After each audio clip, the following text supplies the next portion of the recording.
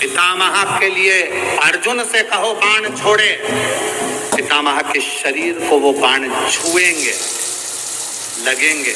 दुनिया को लगेगा कि भीष्म पितामह बाणों की सैया पर पड़े हैं, पर भीष्म पितामह बाणों की सैया पर नहीं। पितामह ने जितनी एकादशी करी है वो सारी एकादशी बाण बनकर भीष्म पितामह को अपने हाथ पर झेल लेगी, उसको मरने नहीं देगी।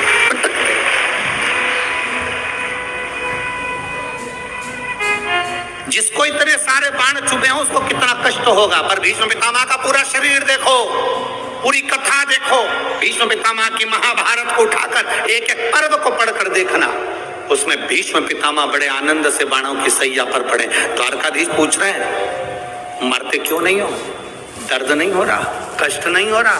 भीष्म पितामह का इसीलिए तो कहते हैं शंकर सुमन केसरी बुलाया। अर्जुन हनुमान जी दोनों आए, द्वारकानाथ संध्या करने बैठ गए। स्वरूप है हनुमान जी महाराज। हम तो हमेशा कहते हैं अगर आप हनुमान जी का भी दर्शन कर रहे हैं तो ये अंदाजा लगा कर रखें कि आप शंकर का दर्शन कर रहे हैं। आप शंकर का दर्शन कर रहे हैं तो ये अंदाजा लगा कर रखें कि आप हनुमान जी का दर्शन कर रहे हैं। सब एक, कोई भेद नहीं, सब एक, कोई भेद नहीं। देवताओं कोई भेदता नहीं, सब में एक समान। भगवान कृष्ण ने गीता किसको सुनाई थी?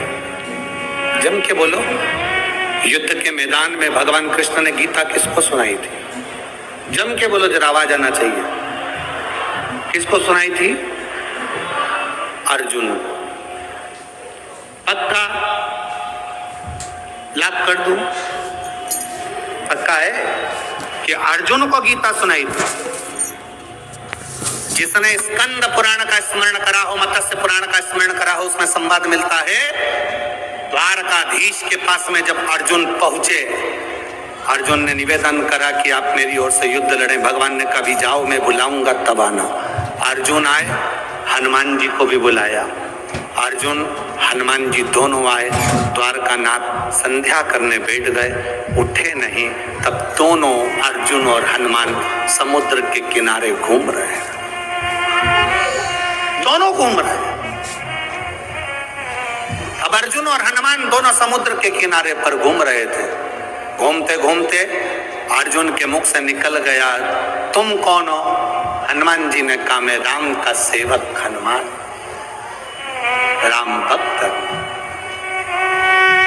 अर्जुन ने कहा, वो राम जी जिन्होंने बंदरों से पत्थर फेंकवाए थे, सेतु बनवाया था, तब पार उतरे थे, और मैंने सुना बड़े वीर योद्धा थे। वो चाहते अगर मेरे जगह पर मैं होता तो पत्थर फेंकने नहीं देता, एक बाण छोड़ता, यहां से लेकर समुद्र के उस पार पुल बना देता। अर्जुन ने कहा, मैं होता तो पुल बना देता, बाण छोड़कर यहां से लेकर वहां तक का एक पुल तैयार कर देता। हनुमान जी ने कहा, तू पुल बनाता, मेरे जैसा एक बंदर लात रखता तो टूट जाता। तो पुल बनाता, मेरे जैसा बंदर एक लात रखता, बानर टूट जाता। अर्जुन ने कहा, टूट नहीं सकता, और तोड़ दिया तो? अर्जुन ने कहा, तू तोड़ के बता दे, मैं अपने शरीर को जलाकर भस्म कर दूंगा। पक्का? ठीक है, तू बना पुल।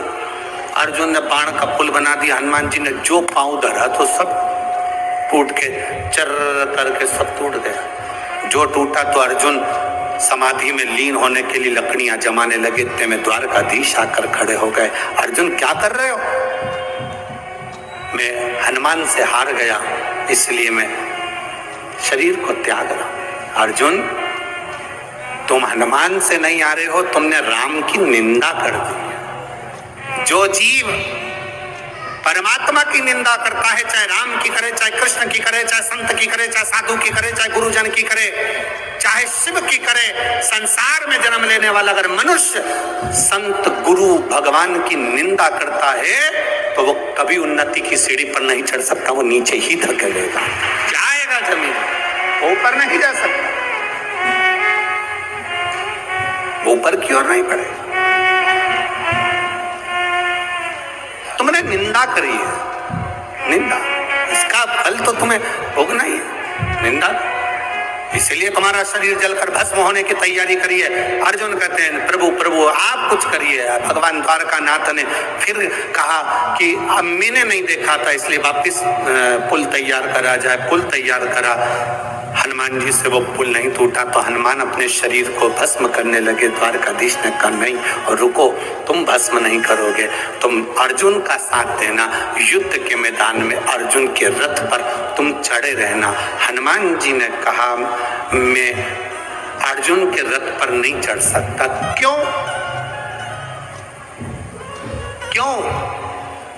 मैं बिना सत्संग के, मैं बिना सत्संग के कहीं नहीं रह सकता। जब तक मुझे सत्संग नहीं मिले, हनुमान जी जहां कथा होती है वहां जाते हैं, कहीं सत्संग मिलेगा मैं जाऊंगा, मैं बिना सत्संग के नहीं रह सकता। भगवान कृष्ण ने कहा तुम अर्जुन का साथ दो, मैं तुम्हें कुरुक्षेत्र के मैदान में स्वयं सत्संग कराऊंगा, प्रवचन दूंगा, कथा कहूंगा, मैं स्वयं सत्संग कराऊंगा। दुनिया कहती है अर्जुन को भगवान कृष्ण ने गीता सुनाई थी, ऊपर ध्वजा में बैठे हुए श्री हनुमान जी महाराज पताका को बार बार हिला कर कह रहे थे कब सुनाओगे सत्संग। द्वारकानाथ मुझे सत्संग के लिए लेकर आए हो, युद्ध के मैदान में 18 दिन का युद्ध है, कम से कम एक दिन तो मुझे सत्संग का लाभ दिला दीजिए, मुझे उस युद्ध में सत्संग करा दीजिए। तब भगवान कृष्ण सिंहासन रथ से नीचे उतरे। रथ से नीचे क्यों उतरे थे? अगर गीता का ज्ञान देना था तो रथ पे बैठे बैठे दे देते, पर भगवान रथ से नीचे इसलिए उतरे क्योंकि भगवान ने रथ की ओर मुख करा। प्रवचन देने वाले को भक्त की ओर मुख कर कर बोलना पड़ता है। हनुमान की ओर देखकर द्वारकाधीश ने प्रवचन गीता का ज्ञान दिया।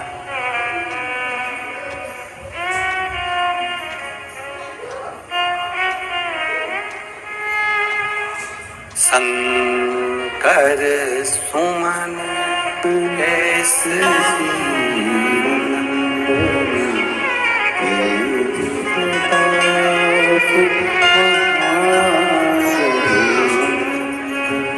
उसका एक स्वरूप है, उसको जाना, उसको पहचानना सरल नहीं है। जो हनुमान को जान गया, जो शिव को जान गया, उसकी जिंदगी सार्थक हो गई। जैसे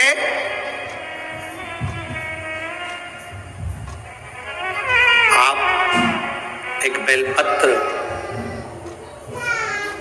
जैसे आप एक बेलपत्र कि ये दो जो पत्तियां होती हैं, जरा ध्यान देंगे, ये दो जो पत्ती नीचे की रहती है बेलपत्र, आगे का भाग एक बेलपत्र और नीचे की जो ये दो पत्तियां होती हैं, इन दो पत्तियों के ऊपर एक एक शमी पत्र। ये दो जो पत्तियां हैं, इन पत्तियों के ऊपर एक एक शमी पत्र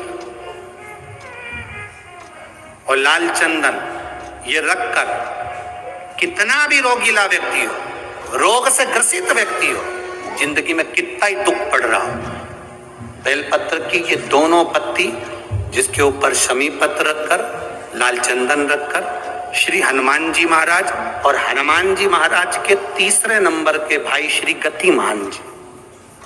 हनुमान जी कितने भाई हैं? 6। उसमें हनुमान, रतिमान, प्रतिमान, मतिमान, गतिमान, तो जो नीचे के क्रम में आते हैं श्री गतिमान जी। उन गतिमान जी और हनुमान जी का नाम लेकर जो शिवलिंग के ऊपर समर्पित कर देता है, रोग का निवारण होता ही है, रोग मुक्ति होती है। एक पत्र है, देखिए उस पत्र को स्मरण करें।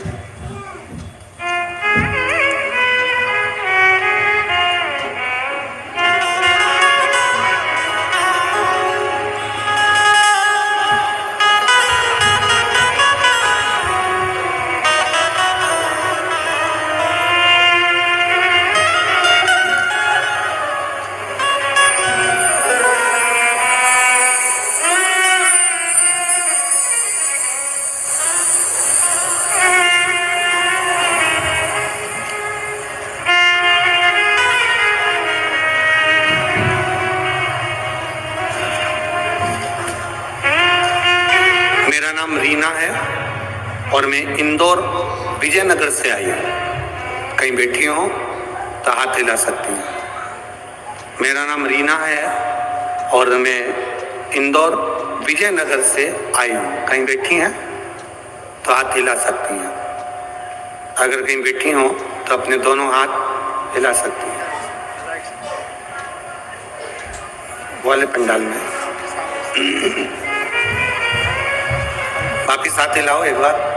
हाँ ठीक है, ठीक है। मेरा नाम रीना है और मैं इंदौर विजयनगर से आई हूँ।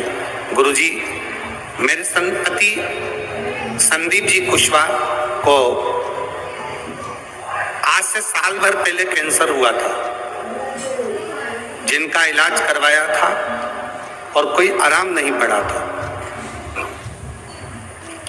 डॉक्टर ने ऑपरेशन का कह दिया था, लेकिन गुरुजी जब भी हॉस्पिटल जाते कुंदकेश्वर महादेव से प्रार्थना कर कर जाते। बेलपत्र शमीपत्र का प्रयोग जो आपने कहा वो हम कर कर जाते। बाबा का मैं क्या गुणगान करूं गुरुदेव। हर बार ऑपरेशन के लिए जाते और ऑपरेशन के लिए डॉक्टर मना कर देता, थोड़ा रुको उसके बाद करेंगे।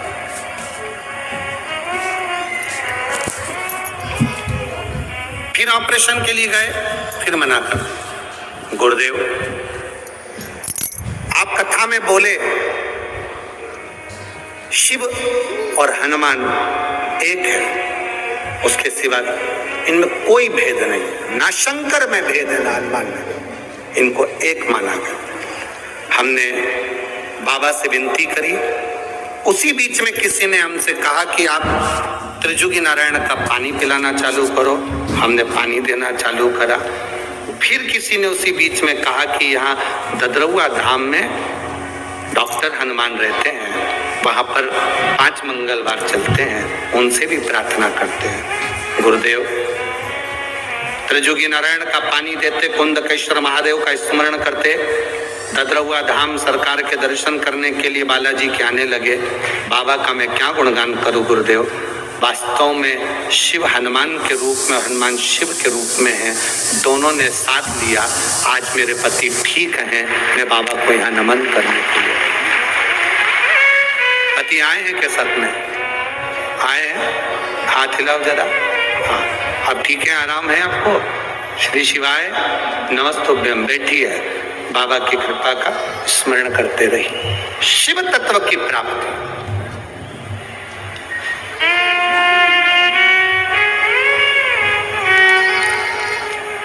और उसके सहारे जी रहे हैं तो उसका फल मिले। हम तो बाबा के सहारे